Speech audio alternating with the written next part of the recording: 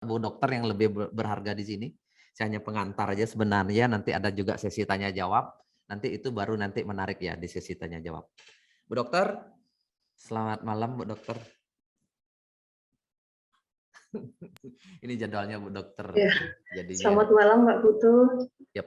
Ibu Dokter Kedengeran sudah suara siap saya? materinya kah malam hari ini? Sudah.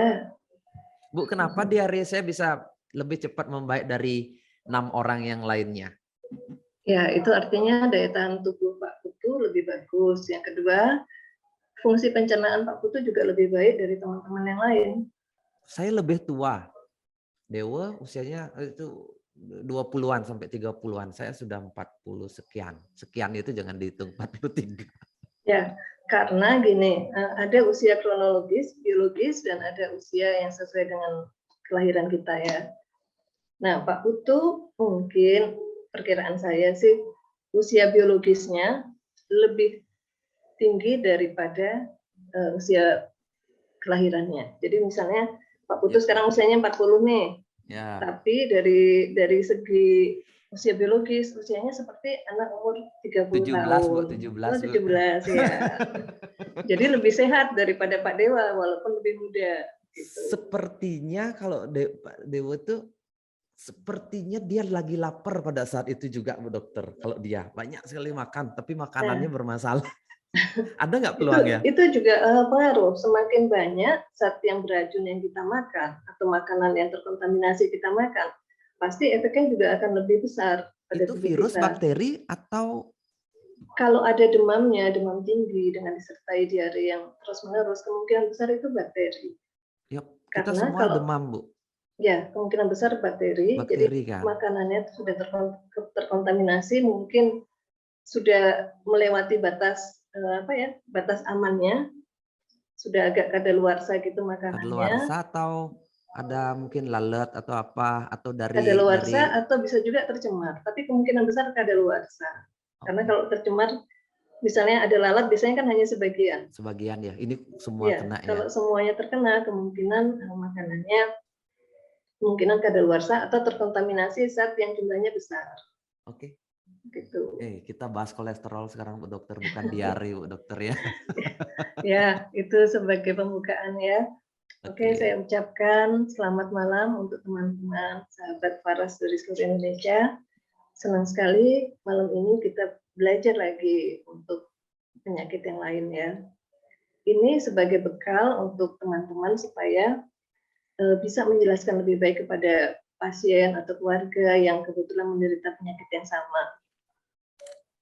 Malam ini saya akan menjelaskan tentang kolesterol, hiperkolesterol, dan juga penyakit jantung koroner karena keduanya ini saling terkait. Ya, dan ini kasusnya banyak sekali yang kita hadapi sehari-hari. Kita sering mendengar ada orang tiba-tiba lagi olahraga, tiba-tiba jatuh kemudian meninggal. Atau lagi enak-enak istirahat, malam tiba-tiba pagi juga meninggal. Nah, ini orang sering menyebutnya dengan angin duduk. Padahal kalau secara medis itu adalah serangan jantung. Baik, suara saya cukup jelas ya? Baik, kita mulai saja ya untuk menyingkat waktu karena sudah malam. Jelas suaranya Bu Dokter, aman.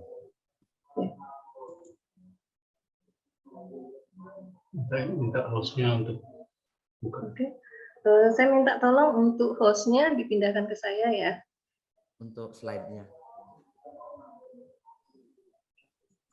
Sudah Bu Dokter katanya. Oke.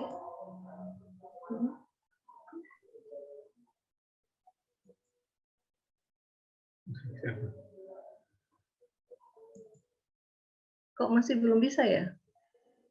Masih disable. Masih apa? Oke. Ini sudah bisa.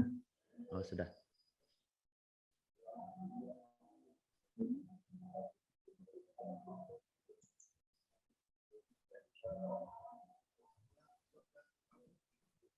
Ulang gimana?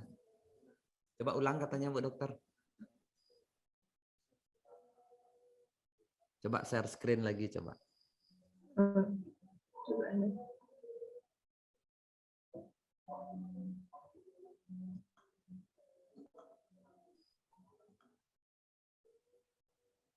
Masih belum bisa kah?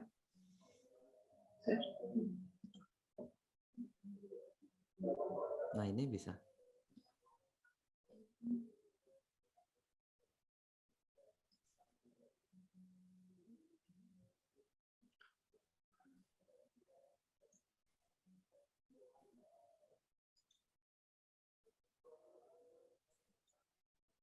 Oke, udah bisa ya? Sudah, Bu Udah Dokter. jelas? Sudah kelihatan. Suara saya cukup jelas? Jelas-jelas. Lanjut. Kita mulai aja ya. Sebetulnya apa sih yang disebut kolesterol?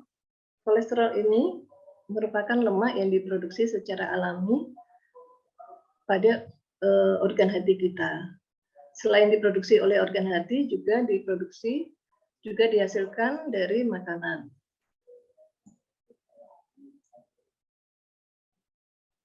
Sebentar.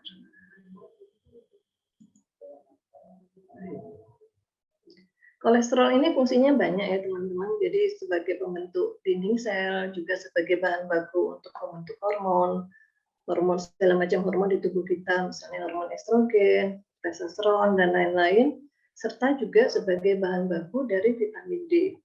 Jadi kita tetap membutuhkan kolesterol ya. Jadi bukan berarti kita tidak memakan kolesterol sama sekali, tetapi kita tetap memakan makanan yang mengandung kolesterol, tetapi jumlahnya kita batasi sesuai kebutuhan, jangan sampai berlebihan. Baik, kolesterol ini di dalam darah diikat oleh protein, jadi tidak berdiri sendiri, membentuk suatu lipoprotein. Lipo itu artinya lemak, protein itu ya protein, jadi gabungan keduanya kita sebut dengan lipoprotein. Ada dua macam lipoprotein atau dua macam kolesterol, yaitu yang pertama adalah HDL, high density lipoprotein, ini yang biasa kita sebut dengan kolesterol baik. Kenapa disebut baik? Karena fungsinya mengurangi pengendapan lemak di dalam pembuluh darah. Kemudian ada juga yang disebut dengan LDL atau low density lipoprotein yang dikenal dengan sebutan kolesterol jahat. Karena ini fungsinya berlawanan dengan HDL. Kalau yang ini fungsinya adalah menyebabkan penimbunan lemak di dalam pembuluh darah. Jadi yang baik adalah kalau kadar HDL kita lebih tinggi, kolesterol baik kita tinggi, sedangkan kolesterol jahat kita jumlahnya lebih rendah. Ada satu lagi yang harus kita perhatikan, yaitu lemak. Tetapi ini sebetulnya tidak termasuk kolesterol. Ini adalah lemak yang berdiri sendiri, tidak dilapisi oleh protein, yaitu trigliserida. Ini yang tadi Bu Au bilang ya, kadar trigliserida di tubuhnya tinggi. Ini adalah jenis lemak. Tetapi ini juga perlu kita perhatikan. Kenapa? Karena ini juga berpengaruh terhadap penyumbatan pada pembuluh darah. Jadi dua hal ini, kolesterol jahat dan trigliserida ini adalah sangat berpengaruh terhadap penyumbatan pembuluh darah. Nilai normal pada kolesterol yang baik adalah yang berwarna hijau ini, sama seperti lampu merah ya, lampu lalu lintas, ada hijau, kuning, dan merah. Hijau itu kita boleh jalan, ini artinya tandanya baik. Kalau kolesterolnya total jumlahnya kurang dari 200, tetapi kita harus hati-hati kalau jumlahnya sudah mulai lebih dari 200. Bahkan kalau lebih dari 240. Sedangkan kalau LDL, ini batas yang baik adalah kalau di bawah 130. Dan pada penderita diabetes jumlahnya sebaiknya di bawah 100. Kenapa? Karena ada gula darah. Jadi ini juga harus kita perhitungkan. Lalu kolesterol yang baik, HDL, ini sebaiknya jumlahnya lebih dari 60. Semakin tinggi semakin baik. Sedangkan trigliserida sebaiknya jumlahnya kurang dari 150. Sampai sini teman-teman mengerti ya. Jadi yang hijau adalah batas yang baik. Yang kuning ini kita sudah harus mulai hati-hati. Sedangkan yang kanan ini adalah sudah kita harus mulai waspada. Penyebabnya apa, Bu Dokter? LDL kita tinggi atau HDL-nya? Nanti ada. Penyebab HDL yang HDL yang tinggi kalau kita makan dari lemak tidak jenuh, misalnya kacang-kacangan, itu bisa Oke. membuat HDL kita itu jadi bertambah, kolesterol baik kita bertambah. Tetapi kalau kita makan lemak jenuh, contohnya adalah lemak yang berasal dari daging, Yup. kemudian goreng-gorengan, atau lemak trans, itu akan menyebabkan kolesterol jahat kita yang bertambah. Demikian pula dengan trigliserida kita. Berarti saya setiap malam Bu Dokter, jadinya ada yang Mm-mm. ngerebusin saya kacang, brokoli, 2 jenis 3 jenis kacang, ada brokolinya, ada wortelnya, itu tiap malam. Berarti itu Mm-mm. bagus meningkatkan HDL Bu Dokter ya, dan lemak Ya, saya tetap terjaga. meningkatkan HDL dan juga brokoli itu kan seratnya tinggi. Itu mengurangi penyerapan lemak di usus kita. Itu Dan itu camilan juga saya sebagai ketika sumber dari begadang. probiotik. Oke. Karena saya nggak tahu, jadinya gini Bu Dokter, saya nggak tahu siang makan apa gitu, nggak jelas. Pokoknya kan kadang-kadang traktir orang apa, tapi selalu saya maintain malam hari itu sudah ada di dapur satu mangkok pokoknya, kacang rebus, brokoli rebus, wortel rebus, kacangnya 2 jenis atau 3 jenis itu pokoknya Ya, penutup malam saya sama Samples ya. sampai pakai begadang. Nah, itu bagus sekali Pak, betul. Karena itu adalah salah satu sumber dari HDL, kolesterol Oke, baik. berarti kalau saya cek ini sehat dong saya Bu Dokter ya pastinya ya. Iya, Lanjut silakan. kemungkinan besar ya. Baik, kita lanjutkan ya. Nah, kalau kadar kolesterol kita lebih dari 200 mg per desiliter, kan tadi warna hijau itu kan sebaiknya di bawah dari 200 ya. Tetapi kalau ambangnya melebihi dari 200, ini kita sebut dengan hiperkolesterolemia. Kita pelan-pelan belajar bahasa medis ya, supaya teman-teman juga terbiasa. Jadi tidak asing jika mendengar kata-kata seperti itu. Ini bahasa medis yang gampang kok dan umum. Lemia itu artinya di dalam darah. Jadi hiperkolesterolemia artinya kadar kolesterol yang melebihi batas di dalam darah. Tanda yang paling sering, yang mudah kita lihat ya, ini kalau terjadi hiperkolesterol di tubuh kita, yang pertama ini bisa kelihatan di mata kita. Jika teman-teman melihat ada tanda kuning di mata, kemungkinan bertemu seseorang atau kemungkinan di diri kita sendiri, ini Di kemungkinan kelopak adalah mata atau di matanya? di kelopak mata Oke, kelopak bagian mata luar. ya. Ya, baik di kelopak mata atas maupun di kelopak mata bawah. Kadang ini sampai banyak sekali di bawah mata ataupun di kelopak mata. Ini tandanya terjadi hiperkolesterolemia pada tubuh kita. Biasanya ada gangguan dari sintesa kolesterol. Lalu tanda yang kedua, ini pada bola mata kita ya, pada kornea, ini ada lingkaran yang berwarna keputihan. Ini, teman-teman lihat ya, tanda laser saya ini, pointernya. Ini berwarna keputihan, ini juga menunjukkan kadar kolesterol di tubuh kita itu tinggi. Dulu, waktu saya belum tahu, saya belum menjadi mahasiswa kedokteran, saya dulu bangga pada mata saya karena apa? Warnanya agak kebiruan dan ada lingkar putihnya. Saya pikir wah kayak pakai kontak lens ini. Ternyata sesudah tahu, wah itu ternyata tanda hiperkolesterol. Dan saya periksa, ternyata benar kolesterol saya tinggi walaupun saya kurus. Kok bisa, Bu?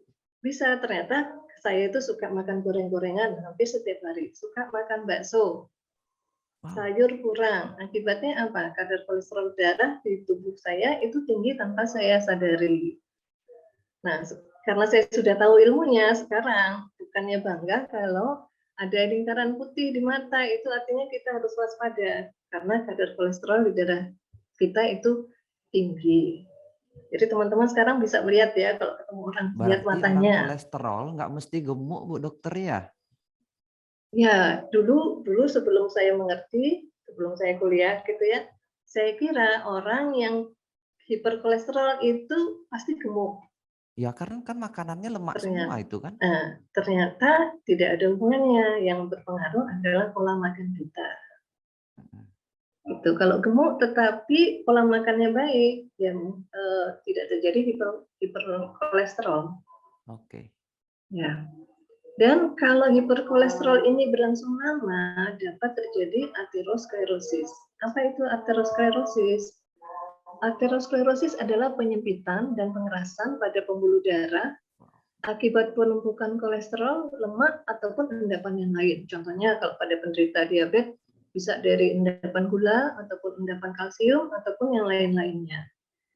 Nah, menurut penelitian dari Profesor Yuki Niwa dari Jepang, beliau itu menyelidiki lebih dari 20 tahun, bahwa ternyata salah satu yang menyebabkan terjadinya penyempitan dan kerusakan pada dinding pembuluh darah adalah lemak, kumpulan lemak yang berubah menjadi lemak peroksidase. Ini menyebabkan pembuluh darah menjadi apa? Menjadi kaku dan keras serta menyempit. Nih, jadi kenapa kita perlu mengurangi radikal bebas? Juga minum antioksidan adalah ini sebagai menangkal untuk mencegah aterosklerosis. Nah, kalau kita lihat dari gambar ini ya, mula-mula pembuluh darah kita ini bulat bentuknya. Lumennya besar, lubangnya besar. Tetapi karena ada penumpukan lemak yang terus-menerus dan berlangsung lama, serta ada endapan yang lain disertai dengan adanya radikal bebas, maka pembuluh darah ini menjadi menebal, dindingnya rusak, dan kemudian akhirnya buntu. Nah, kalau kita lihat dari penampangnya, melintangnya, ini gambarannya seperti ini. Ini ya. Yang tadinya aliran darahnya lancar, kemudian karena ada penyempitan, maka aliran darah tidak lancar. Darah tidak bisa mengalir dengan bebas. Akibatnya apa? Jika berlangsung lama, maka akan terjadi kerusakan pada pembuluh darah kita, yaitu pembuluh darah besar maupun pembuluh darah kecil. Kalau pada pembuluh darah besar bisa terjadi hipertensi, kemudian penyakit jantung koroner, jika terjadi penyempitan dan penyumbatan pada arteri koronaria yang menyuplai oksigen dan makanan pada jantung. Kemudian bisa juga terjadi stroke. Stroke ini jika terjadi penyumbatan pada pembuluh darah di otak. Jadi teman-teman ya, ada dua macam stroke. Nanti mungkin bulan depan kita belajar tentang stroke. Stroke ini ada dua macam, yang satu adalah stroke yang penyumbatan, kemudian satunya lagi stroke perdarahan. Nah, ini yang saya maksud adalah stroke yang penyumbatan. Penyumbatan oleh karena lemak, tumpukan lemak, kolesterol, maka pembuluh darah menyempit, akhirnya otak tidak mendapat suplai dan oksigen yang cukup. Kemudian kalau terjadi kerusakan pada pembuluh darah yang kecil, baik itu pada mata, itu akan terjadi yang namanya retinopati, yaitu gangguan penglihatan pada mata karena suplai oksigen dan makanan berkurang. Kemudian kalau pada saraf, misalnya pada saraf di kaki, ini gambarnya ini ya, pada saraf di kaki, jika terjadi kekurangan suplai oksigen dan kemudian suplai makanan juga berkurang, maka terjadi kesemutan dan jika berat bisa terjadi mati rasa. Kalau terjadi gangguan suplai pada organ pankreas, maka akan terjadi diabetes mellitus. Pada organ kelamin bisa terjadi disfungsi ereksi atau dan jika berat terjadi impotensi. Kalau pada organ lain, maka akan terjadi kerusakan organ. Jadi sampai sini jelas ya teman-teman, bahaya dari hiperkolesterol. Sekarang kita khusus membahas tentang penyakit jantung koroner, yaitu penyakit yang paling sering terjadi dan juga paling mematikan. Apa sih penyakit jantung koroner itu? Penyakit jantung koroner adalah penyakit jantung akibat penyempitan atau penyumbatan arteri koroner yang berfungsi membawa oksigen dan nutrisi ke otot jantung. Jadi kalau kita melihat bentuk jantung ini mempunyai dua arteri yang besar, yaitu arteri koronaria sebelah kanan yang memberi makanan pada bagian jantung sebelah kanan. Kemudian arteri jantung koronaria yang sebelah kiri yang memberi makanan pada bagian jantung sebelah kiri. Tergantung bagian mana yang tersumbat, maka daerah itulah yang terganggu. Misalnya ini seperti gambar ini yang terganggu adalah pada arteri koronaria yang sebelah kiri. Maka suplai oksigen dan makanan pada arteri ini berkurang karena penyumbatan, otomatis otot-otot di sebelah kiri jantung ini juga akan terdapat gangguan, bahkan jika berat bisa mati. Ada 3 otot yang kalau rusak itu tidak bisa disembuhkan ya, ada 3 bagian tubuh. Yang pertama ini otot jantung, kalau sudah rusak itu tidak bisa sembuh kembali. Kemudian otak, kalau rusak juga sulit kembali, dan saraf. Jadi kalau pada gangguan jantung terjadi kematian di sini, ini akan sulit kembali. Ini penyakit jantung koroner merupakan penyebab kematian nomor 1 di dunia dan juga di Indonesia. Jadi kita harus waspada karena ini adalah penyebab kematian yang sangat besar. Bagaimana gejalanya? Sering orang ini mengeluh, membiarkan gejala jantung awal karena dianggap cuma masuk angin atau gejala sakit mah. Kenapa? Karena ini juga gejalanya mirip dengan orang sakit mah. Kenapa mirip? Karena persarafannya sama-sama dipersarafi oleh nervus ke-10, oleh saraf ke-10. Jadi gejalanya itu mirip. Saya sebutkan dulu ya gejala penyakit jantung koroner supaya teman-teman juga bisa waspada, kemudian bisa juga memberi nasihat pada pasien yang lain jika mempunyai gejala-gejala seperti ini. Yang pertama, jantung berdebar-debar atau bahasa medisnya palpitasi, dada seperti diremas-remas, mual dan muntah, sesak nafas yang disertai keringat dingin, kemudian rasa lemas, bahkan bisa pingsan. Mudah lelah, nafas pendek, dan ngos-ngosan jika berjalan sebentar saja. Jadi misalnya biasanya kita jalan 50 meter nggak apa-apa, tapi terus tiba-tiba kok sekarang kalau jalan 50 meter rasanya ngos-ngosan ya. Atau kita naik tangga, biasanya 1 lantai, nggak apa-apa. Tapi ternyata ini baru setengah lantai aja kita sudah ngos-ngosan. Nah, kita juga harus memperhatikan jangan-jangan ini adalah salah satu gejala penyakit jantung koroner. Kemudian nyeri dada di sebelah kiri, rasanya seperti ditimpa benda berat dan menjalar ke area tubuh tertentu. Nanti saya tunjukkan gambarnya, area tubuhnya mana saja, serta pusing atau sakit kepala. Nah, ini yang sering terjadi kalau kita terkena serangan penyakit jantung koroner. Area penjalarannya adalah ini ya yang diberi warna merah. Daerah dada, tengah dada. Kemudian bisa juga tengah dada disertai menjalar ke leher dan rahang bagian bawah. Jadi kalau rasanya nyeri dada disertai dengan rahang juga terasa nyeri serta kaku, hati-hati, barangkali itu juga salah satu tanda penyakit jantung koroner. Kemudian nyeri dada disertai dengan rasa nyeri di daerah bahu kiri terutama. Ini juga kita waspada. Kemudian nyeri ulu hati, kadang disangka sakit mah, padahal itu gejala penyakit jantung koroner. Kemudian yang ini, selain nyeri ini komplit ini ya, nyeri di tengah dada, kemudian nyeri di ulu hati, di lengan kanan dan kiri, juga di leher dan rahang. Ada yang hanya di leher saja, ada yang hanya di bahu dengan lengan saja, serta ada di punggung belakang. Kadang-kadang rasa seperti tertusuk di punggung belakang. Nah, bagaimana pengobatannya? Pengobatannya tergantung seberapa berat dan ringannya penyumbatannya. Kalau penyumbatannya hanya 10%, biasanya kita masih bisa beraktivitas dengan normal. Tetapi kalau penyumbatannya semakin besar, apalagi jika mengenai arteri yang utama, yaitu arteri jantung kanan dan kiri, dan penyumbatannya lebih dari 50%, biasanya sudah mulai menimbulkan gejala yang cukup mengganggu. Dokter biasanya akan memberikan obat medis sesuai dengan keluhannya dan sesuai dengan kondisi pasien. Kalau dengan obat medis tidak bisa, dilanjutkan dengan yang kedua, biasanya dengan kateterisasi atau dengan dipasang ring, dipasang stent. Ini ya, gambarnya seperti ini, dipasang stent. Atau dioperasi bypass jantung.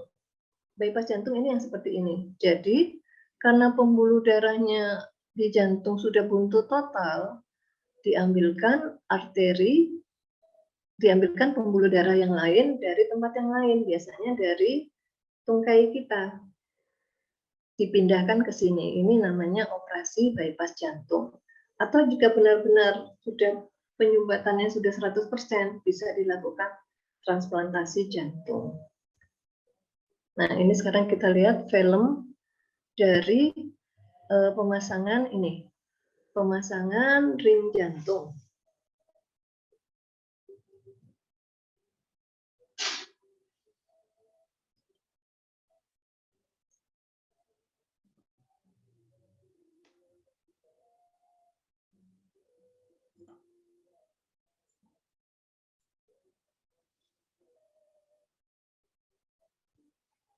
Nah, jika ada penyumbatan di pembuluh darah jantung, ini menyebabkan aliran darah tidak lancar. Akibatnya apa? Darah yang mengalir di situ juga kurang lancar.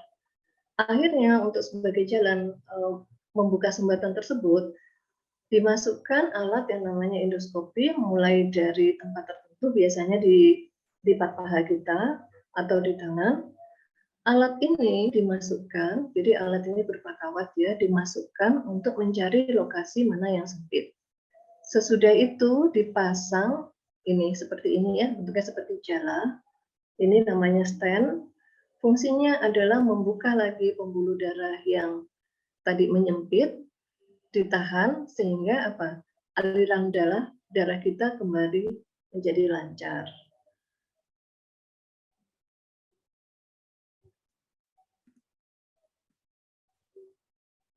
Ya. Tapi kan itu hanya mengatasi problem sesaat, Bu Dokter, ketika ada peluang lagi kan muncul hal seperti Iya. itu secara terus-menerus kan, Bu Dokter, ketika Iya. gaya hidup dan sebagainya itu kan? Betul.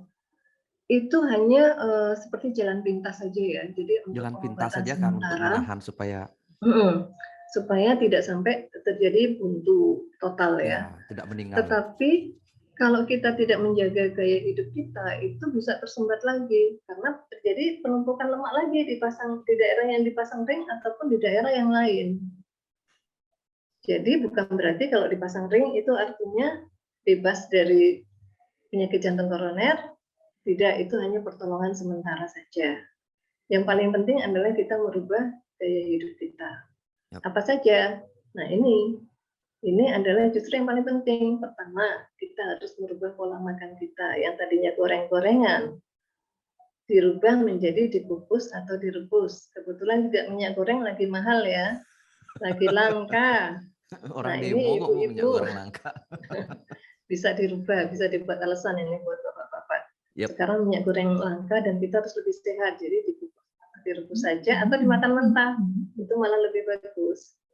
Kita bisa memilih makanan yang tinggi serat. Kenapa? Karena makanan yang tinggi serat itu bisa menyerap lemak di usus kita, sehingga lemak yang masuk ke tubuh kita tidak terlalu banyak.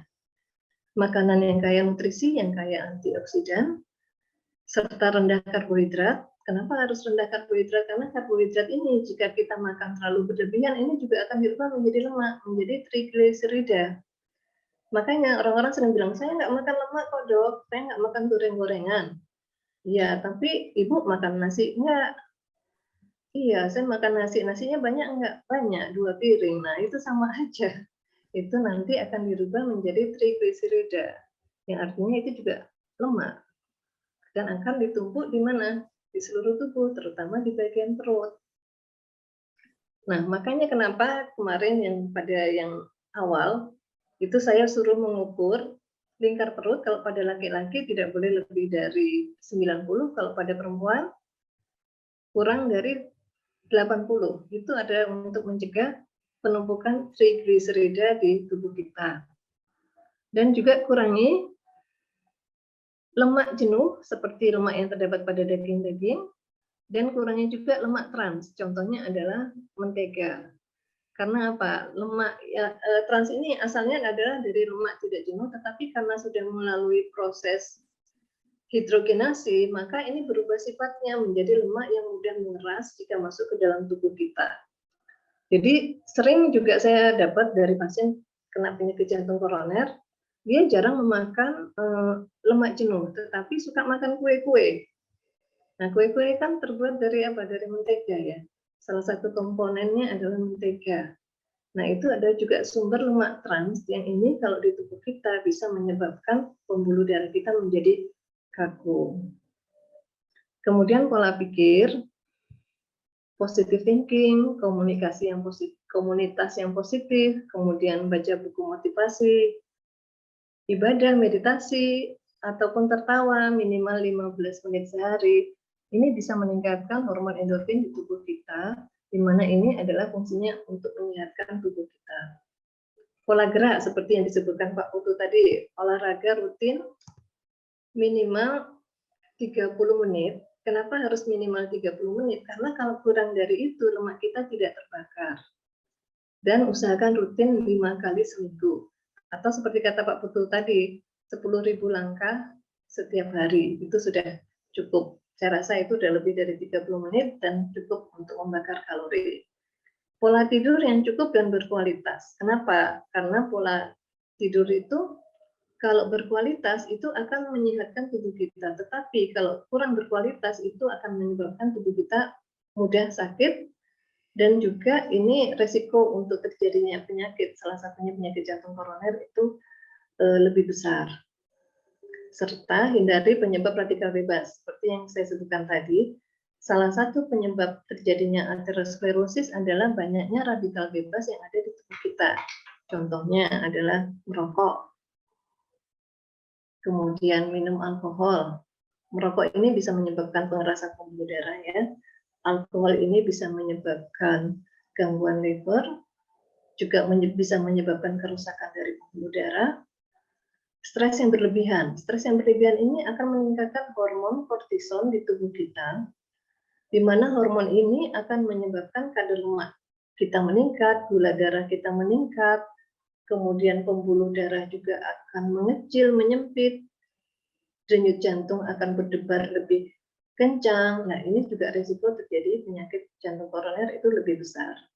Serta paparan radiasi elektromagnetik, contohnya adalah penggunaan HP yang tanpa kita sadari itu juga adalah sumber radikal bebas. Serta banyak lagi penyebab yang lain, contohnya seperti makanan yang banyak pengawet, kemudian pewarna buatan, perasa buatan itu adalah juga sumber radikal bebas.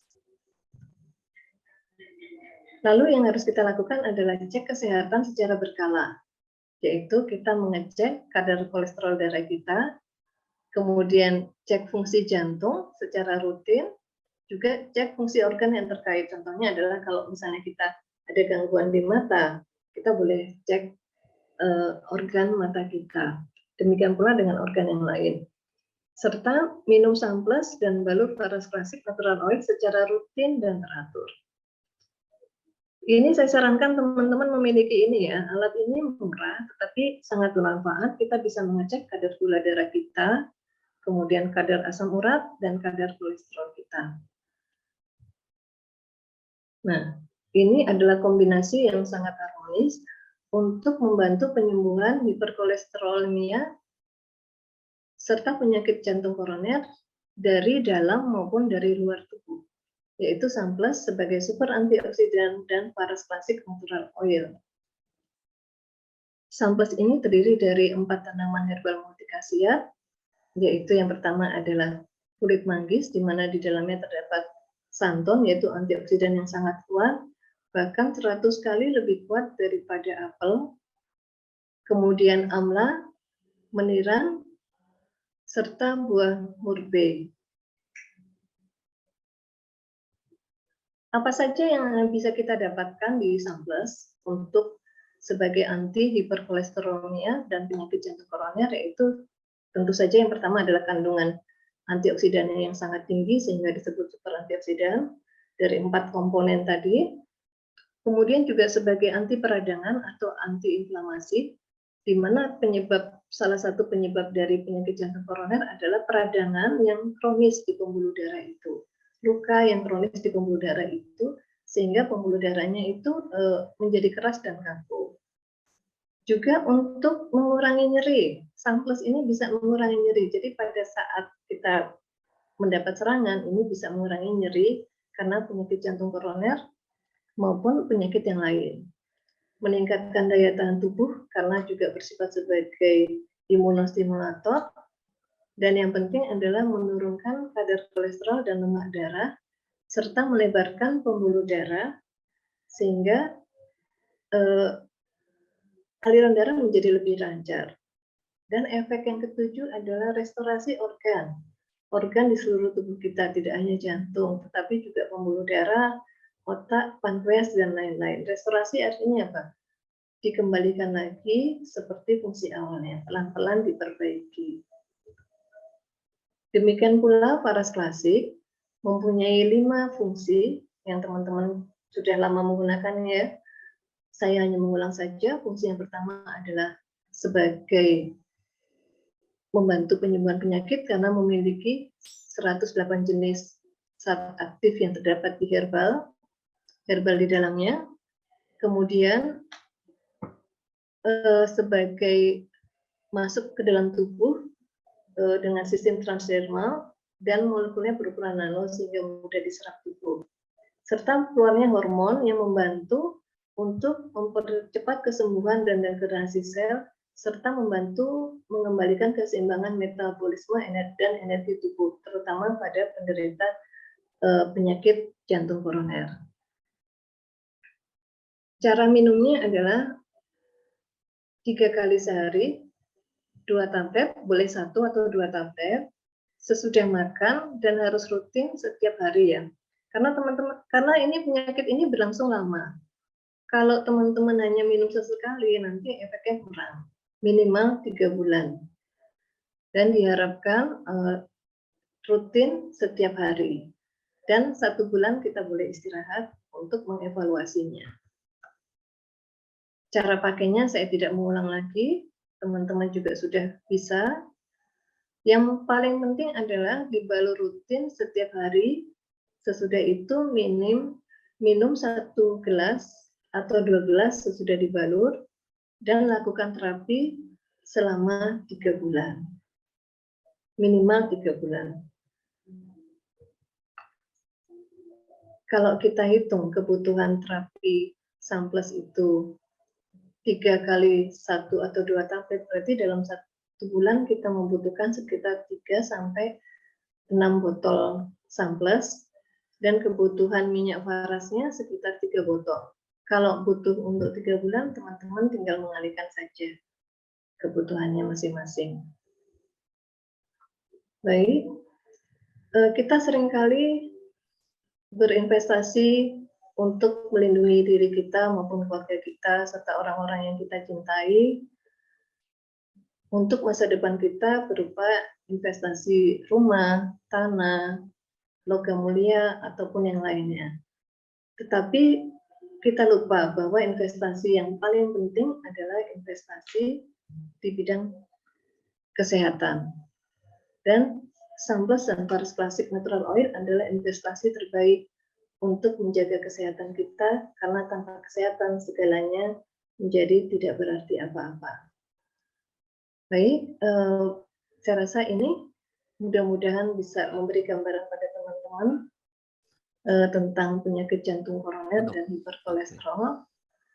Barangkali saya tanya, boleh saya langsung tanya. jika ada yang mau ditanyakan. Usia berapa sih mulai berisiko penyakit jantung, Bu Dokter? Maaf Pak Putu, suaranya kok nggak kedengeran?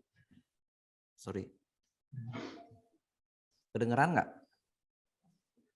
Masuk suara saya? Bu Dokter kedengeran?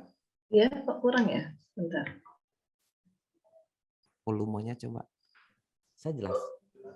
Suara saya jelas nggak teman-teman? Jelas Bapak.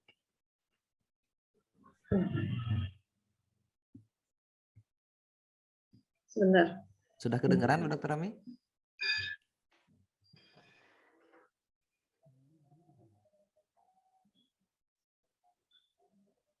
Matikan aja ya.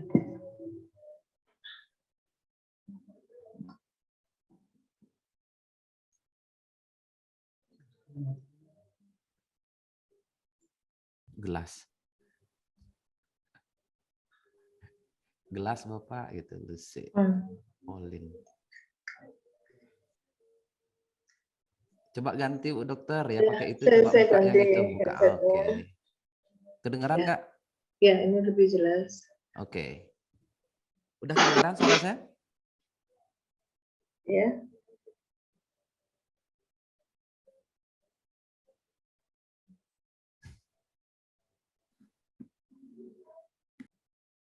Udah Bu Dokter? Ya. Kedengeran? Ya, udah jelas. Benar. Bu, sebenarnya mulai sakit jantung itu mulai perlu waspada di usia berapa Bu Dokter? Kalau 30, 40, usia itu 50 tidak atau sudah? menjamin. Jadi kita bisa terkena penyakit jantung itu bisa pada usia dini ataupun pada usia yang lebih tua. Jadi tergantung dari pola makan, kemudian pola hidup, juga ada faktor keturunan juga. Yang kadang-kadang yang buat saya bingung itu, kenapa penyakit jantung paling membunuh, Bu? Kan harusnya itu yang dikampanyekan daripada kampanye COVID kan. Kan dia lebih membunuh daripada COVID.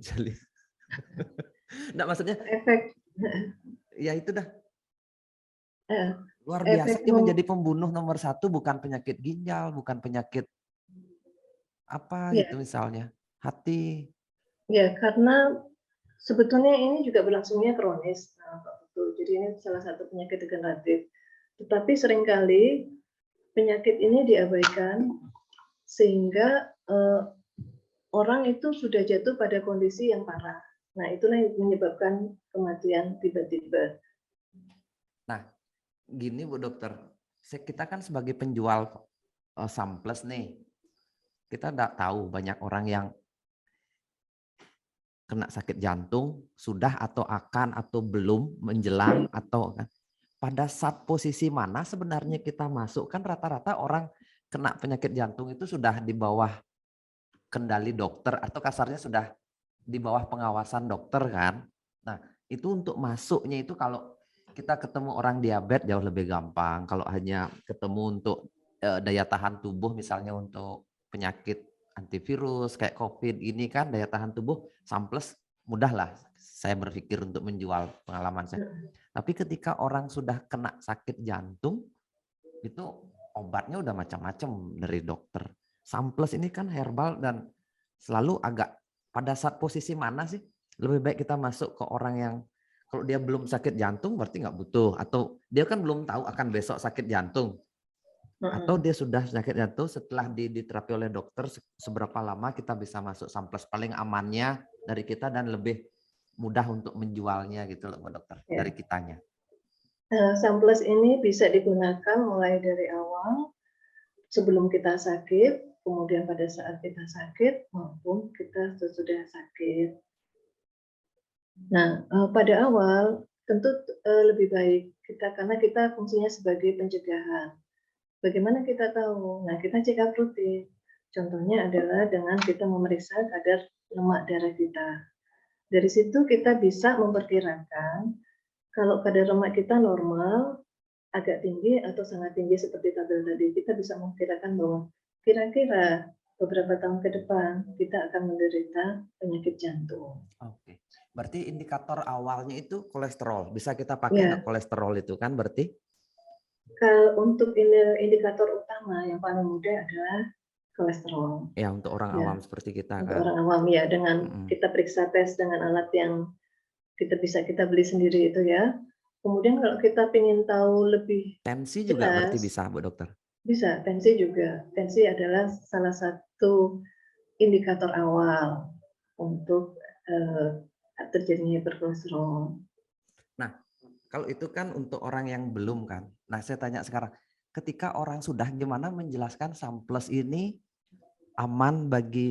bagus dan aman bagi penderita jantung, padahal dia sudah minum obat dokter. Kan dokter selalu adalah beberapa dokter yang tidak menganjurkan ada produk lain masuk, pokoknya ini dikonsumsi ya. Dari sudut pandangnya Bu Dokter, gimana caranya menjelaskan bahwa Samples ini juga membantu untuk jangka panjang dan tidak ada benturan dengan obat dokter, Bu Dokter?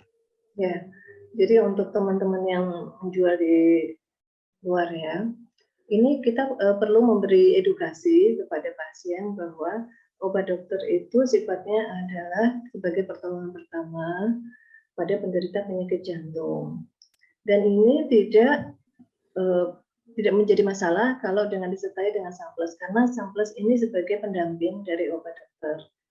Jika keluhannya sudah mulai berkurang, maka obat jantung ini pelan-pelan bisa dilepas, tentu dengan berkonsultasi dulu kepada dokter jantungnya dan pelan-pelan diganti dengan Samples.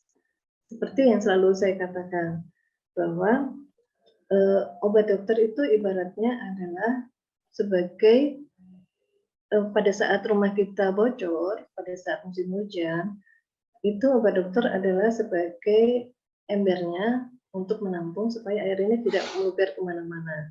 Tetapi pada saat musim hujan itu sudah selesai, kita harus mencari sumber bocornya itu di mana dan kita atasi kebocorannya tersebut. Nah, ini adalah sama seperti Samples. Karena Samples untuk pemakaian jangka panjang tidak bermasalah dan ada efek untuk memperbaiki fungsi organ. Tetapi obat dokter pada pemakaian jangka panjang itu ada efek yang kita takutkan bisa mempengaruhi organ-organ yang lain. Oke, saya bacain sekarang pertanyaan-pertanyaan ini Bu Dokter ya, lumayan banyak sih saya lihat.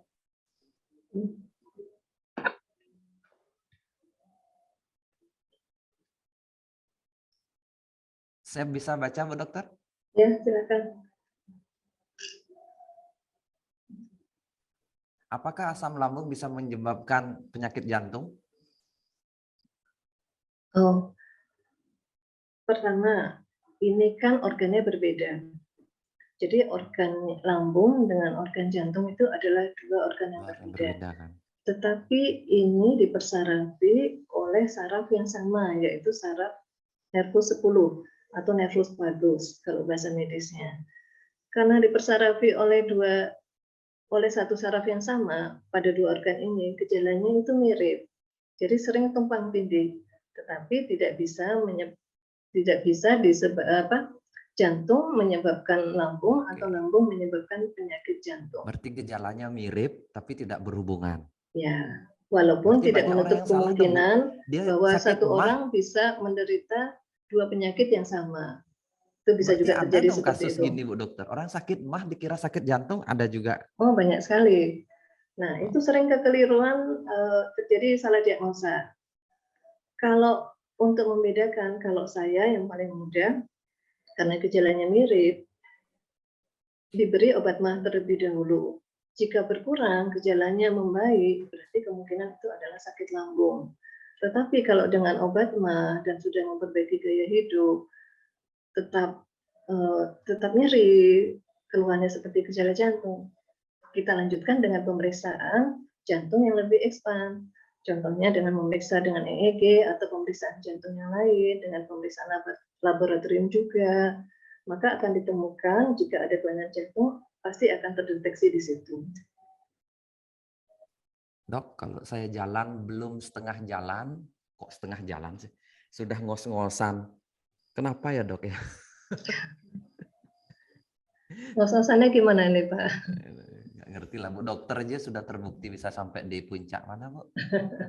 Waktu di NTT, mana namanya? Sampai di Kelimutu Pak ya? Kelimutu, oh iya Kelimutu. Sama Pulau Padar. Ya, kalau ngos-ngosan itu artinya apa? Suplai oksigen ataupun makanan ke sel tubuh kita itu kurang. Jadi kita harus cari penyebabnya apa?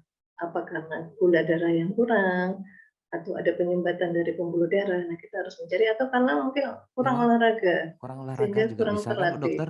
Intinya kan ada kurang dilatih mungkin karena tadi suplai oksigen terutama intinya kan.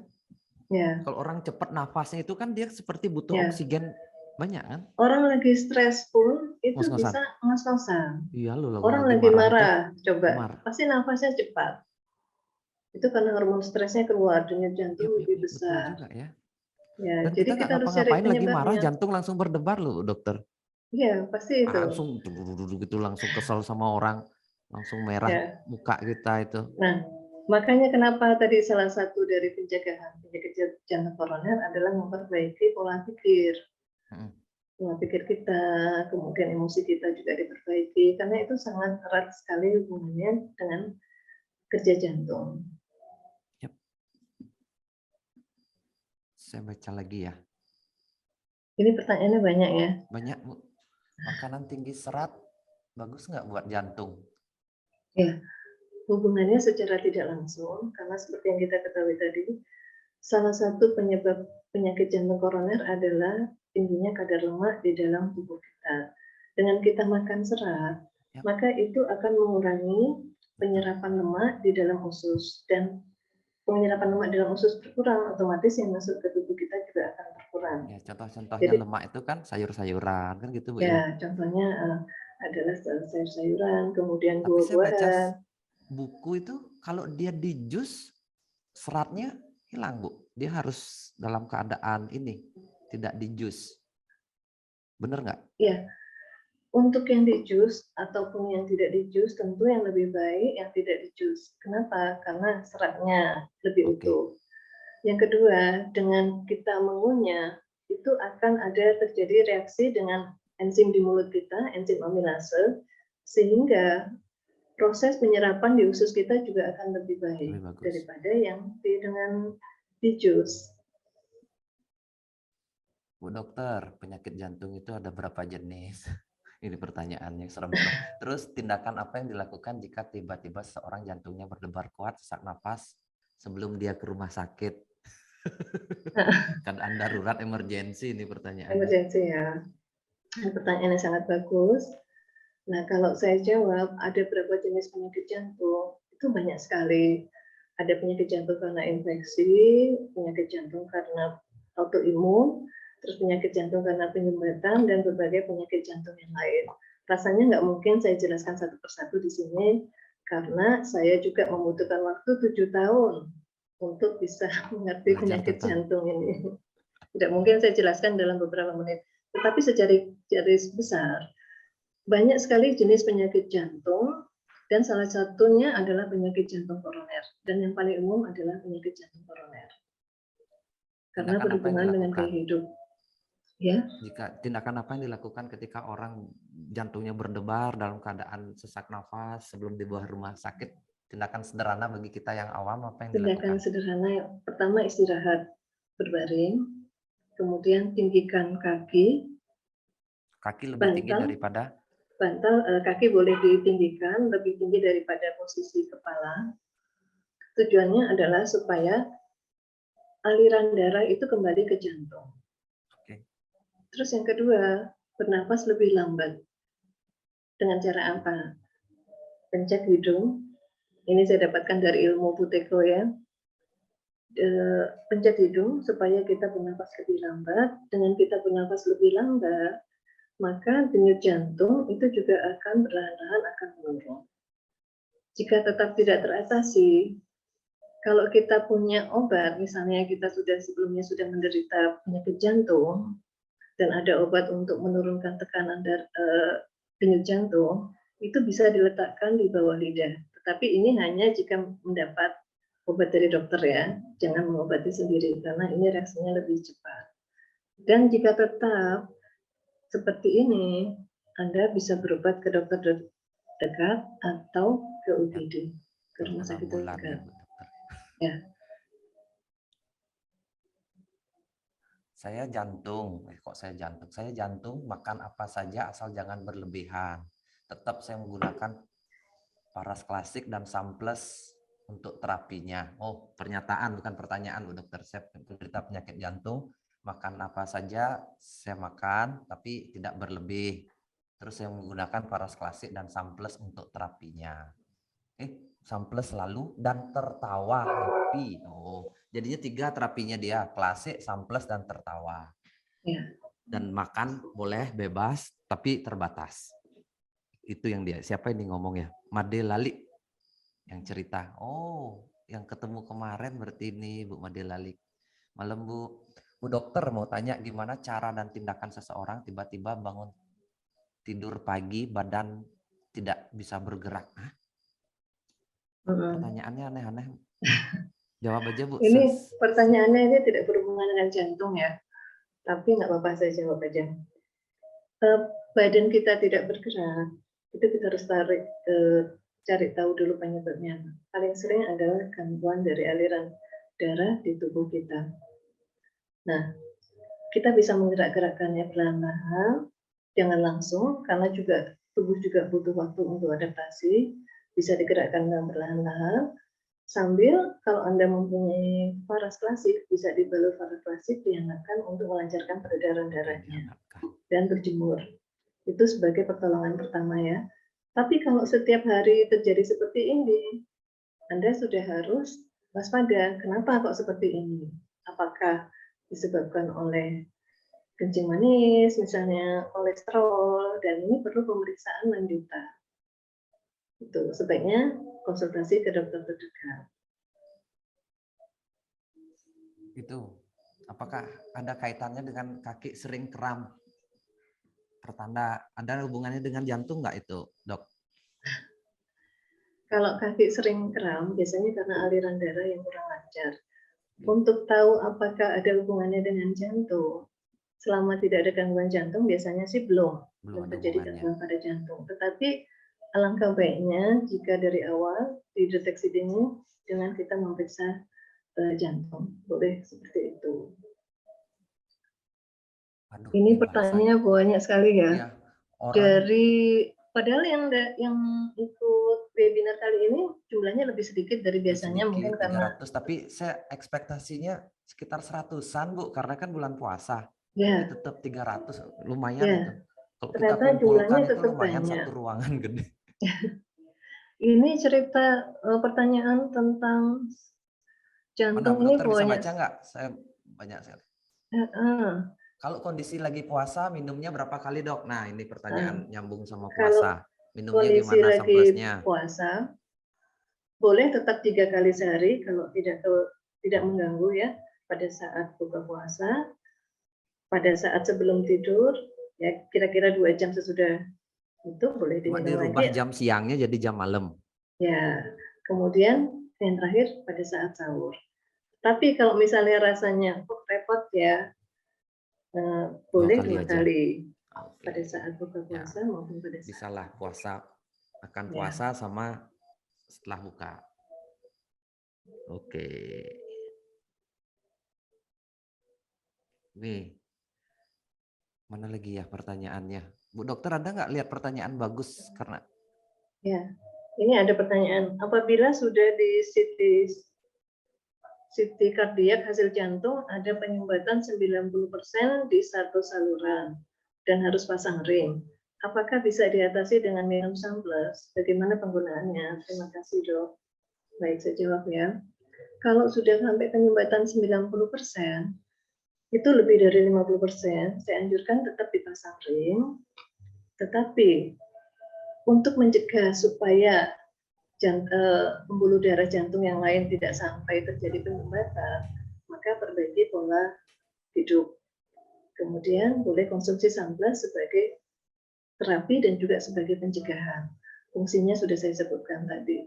Berapa kali sehari? Karena sudah terjadi, sebaiknya 3 kali 2 tablet atau boleh 3 kali 3 tablet sambil dievaluasi apakah jantungnya ada perbaikan.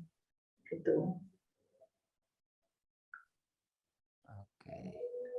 Kemudian ada pertanyaan lagi. Kalau kolesterol tinggi dan pengentalan darah, Sunplus diminumnya berapa kali sehari? Awal selalu saya sarankan pakai yang paling rendah dulu, 3 kali 1.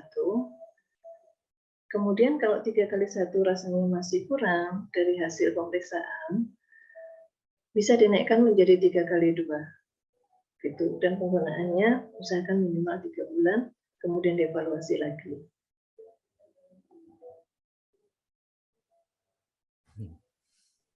Yang disebut 10.000 langkah itu apakah sambil Yang berjalan kaki aja sebanyak 10.000 langkah kok. Nah, Jadinya ini dia apakah ada gerakan olahraga tertentu? Nggak ada. Yang penting berjalan kan, Bu Dokter?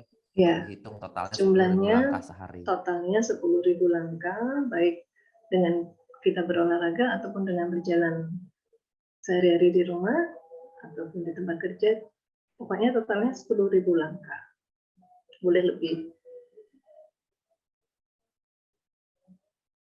Ini banyak sekali ya pertanyaannya.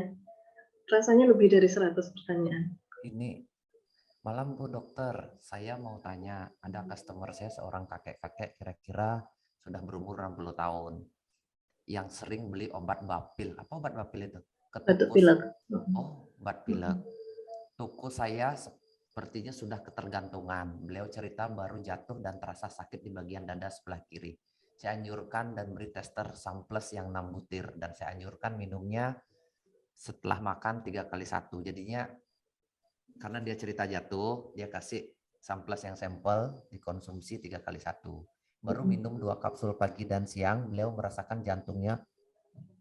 Baru minum 2 kapsul pagi dan siang, beliau merasakan jantungnya berdebar, tenggorokannya sakit, kering selama 2 hari, tidak bisa BAB. Hari ketiga belum bisa BAB dan rasanya langsung plong. Kenapa seperti itu ya, Dok? Nah, ini pertanyaannya panjang sekali ya. Ya, Jadi intinya ini dia jadi kasih sepertinya Samples, sampel itu 2 hari pertama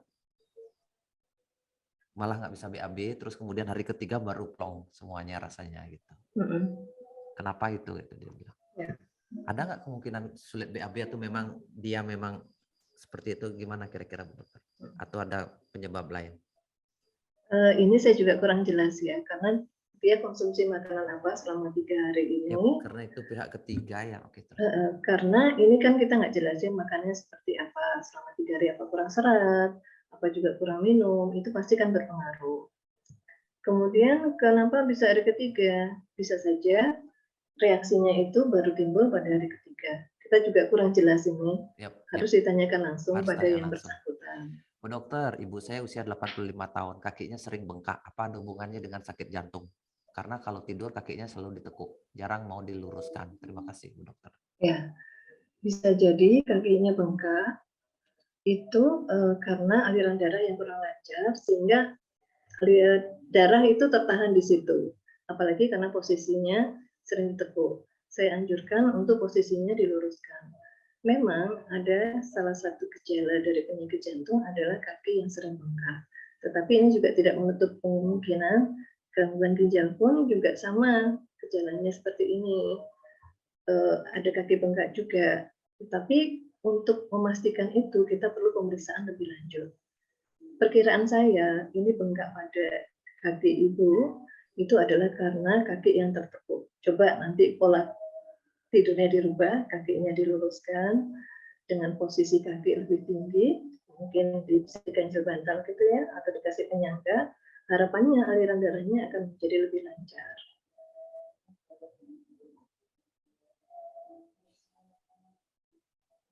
Ya, ada pertanyaan lagi? Oke. Banyak, tapi saya cari yang berkualitas saja ya. Dok, saya sering terkejut dan detak jantung meningkat. Apakah itu penyakit jantung? Terkejut, kalau dia terkejut langsung jantungnya berdetak kencang. Apakah itu salah satu? Terus boleh nggak minum Samples? Saya rasa jantung berdebar itu penyebabnya banyak, cuma banyak sakit jantung. Ya. Kita ketemu juga pacar berdebar, gitu Dokter. aja berdebar-debar. Iya, mau ujian bisa berdebar-debar. Okay. Ditagih utang orang bisa berdebar-debar. Ditagih utang orang juga, jatuh cinta iya, juga. itu bisa penyebabnya banyak. Nah, apakah bisa diatasi dengan Samples? Saran saya atasi penyebabnya dulu. Samples itu sebagai tambahan supaya badan kita lebih kuat, stamina lebih sehat. Itu aja. Oh, ini ada yang tanya efek samping, Bu Dokter, boleh ya? Ini malam Bu Dokter, Pak Butuh, tante saya minum Samples terus mengeluh gatal di pergelangan tangan. Apakah ini efek samping atau hanya proses obat atau apa atau penyebab lain seperti itu? Saya rasa kalau samples kemudian gatal di pergelangan tangan, kemungkinan bukan karena samplesnya ya. Karena kalau sensitif pada samples, itu harusnya reaksinya seluruh badan. Tidak hanya Harus di reaksinya pergelangan, seluruh badan, gatalnya seluruh itu. badan, tidak hanya di pergelangan tangan saja. Nah, harus dicari penyebabnya gatalnya pada pergelangan tangan itu karena apa? Apa karena habis pakai gelang atau terkena Oh, zat bisa juga karena kontaminan pakai jam atau tertentu? gelang, Bu Dokter ya? Ya, bisa penyebab alergi yang lain. Bisa gelang, bisa karena zat tertentu, Kalau misalnya dia alergi nikotin. sama salah satu kandungan produknya Samples, misalnya kulit manggis, Mm-mm. harusnya bukan hanya di pergelangan tangan, Ya, harusnya di seluruh tubuh. harusnya di seluruh badan, tidak hanya di salah satu tempat saja. Bukan hanya di Karena salah ini satu kan tempat saja. dicerna dan diedarkan ke seluruh badan. Oke, itu jadinya Priska Lehan itu jawabannya ya, harusnya seluruh tubuh kalau tidak cocok salah satu kandungan dari produknya Samples, misalnya dari kulit manggisnya atau apanya.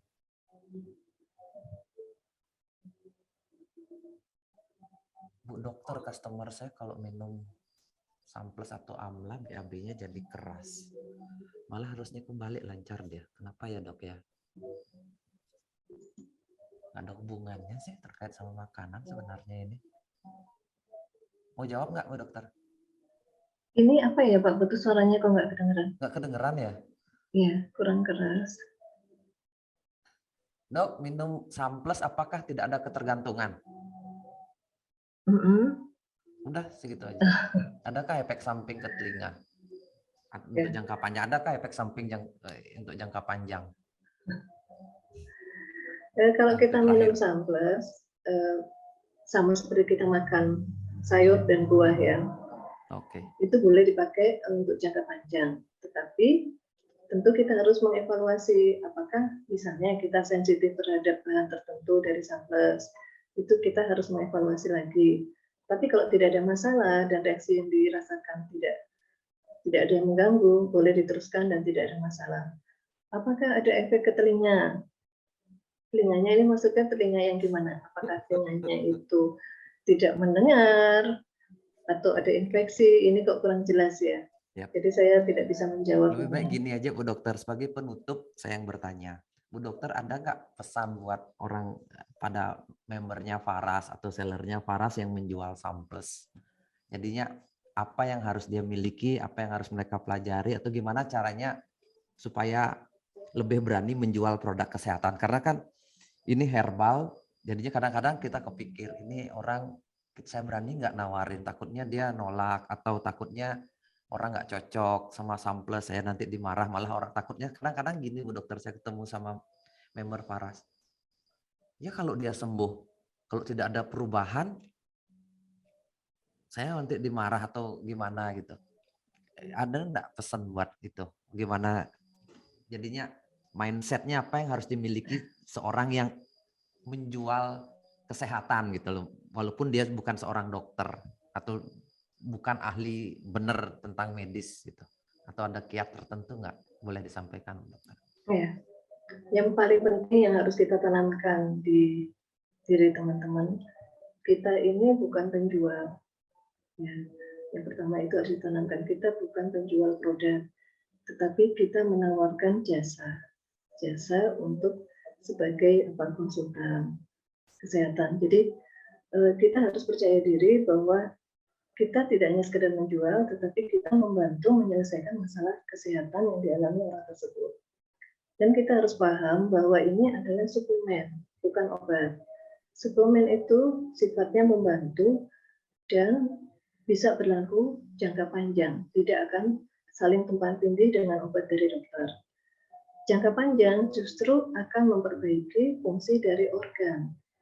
Dan karena ini sifatnya suplemen, tentu tidak bisa langsung sebentar kita minum langsung bereaksi, tetapi ini membutuhkan waktu yang lama. Nah, inilah perlunya mengapa kita perlu mengetahui bahwa Samples ini mempunyai efek yang sangat baik, kandungannya apa saja, tentu teman-teman harus dibekali dengan produk knowledge, apa saja isi Samples. Dan yang kedua, yang tadi seperti saya bilang, bekali diri, percaya diri bahwa kita memberikan pelayanan yang jauh lebih daripada yang mereka beli dari kita. Seperti itu, Mbak Putu.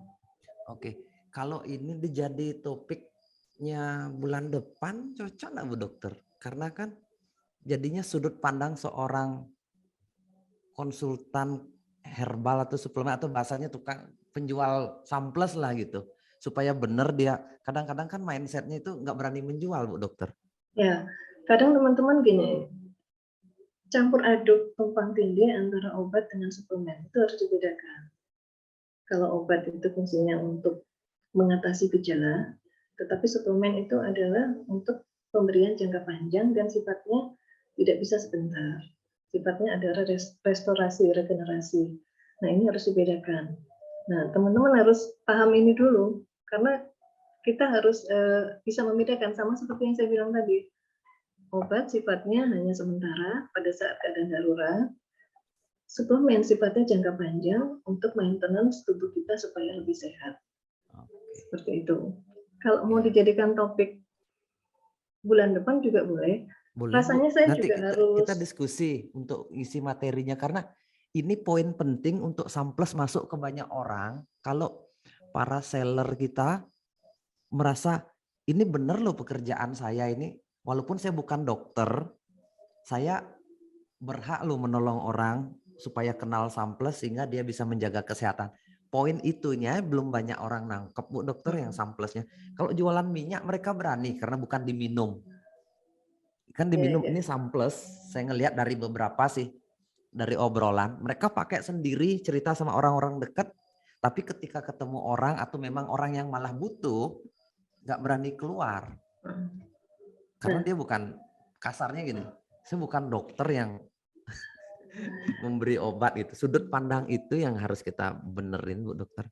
Ya, ini memang memperbaiki sudut pandang ini memang sangat perlu Pak Putu. Karena teman-teman juga harus mencoba ya, karena kalau kita tidak mencoba, kita tidak akan bisa bercerita dengan alami. Kita tidak bisa menceritakan manfaat dari apa yang kita jual. Nah, dari yang teman-teman rasakan di tubuh teman-teman, kemudian juga dengan memberikan kepada orang-orang terdekat dulu, itu akan meningkatkan kepercayaan diri. Nah, ini memang kita butuh apa ya? Butuh sering sharing, sering pertemuan seperti ini supaya teman-teman lebih percaya diri lagi, gitu Pak Putu. Betul, jadinya kalau bisa kan bulan depan yang penjualnya saja, bukan hanya kalau yang pengen ikut jualan mereka sharing. Kendala saya gini loh kalau jualan kendalanya ini. Nah kita berdua sebagai yang berusaha sebagai Q&A-nya lah, sebagai problem penengah ya. solvernya, gimana cara jawabnya. Kalau saya mungkin bagiannya saya memang teknik marketingnya, saya mungkin Bu Dokter yang terkait dengan mindset mereka ketakutan untuk karena bukan latar belakang medis itu loh Bu Dokter. Ya, karena mereka masih rancu antara obat dan suplemen. Biasanya ini harus dijelas lagi. Saya juga sering dapat pertanyaan dari teman-teman reseller. Bahkan ada yang setiap kali dapat pasien itu selalu konsul sama saya. Jadi ada batuk pilek konsul, ada ini konsul. Saya bilang ini bukan obat, ini suplemen. Jadi harusnya tanpa konsul pun Anda sudah bisa memberi saran karena ini sifatnya sama seperti makanan. Artinya apa? Memberikan gizi pada tubuh kita yang membutuhkan kandungan gizi yang terdapat dalam samples ini. Seperti itu. Bu Dokter, sudah jam 10 di sini, jam 9 di Jawa. Mungkin ya, rasanya juga nanti mungkin perlu diperkuat lagi ya. Mungkin saya uraikan sekali lagi tentang samples. Karena kan banyak nanti pada pertemuan berikutnya banyak teman-teman yang baru bergabung, member baru dan juga belum tahu apa itu manfaat samples, kan baru saya jelaskan pada saat launching dulu ya.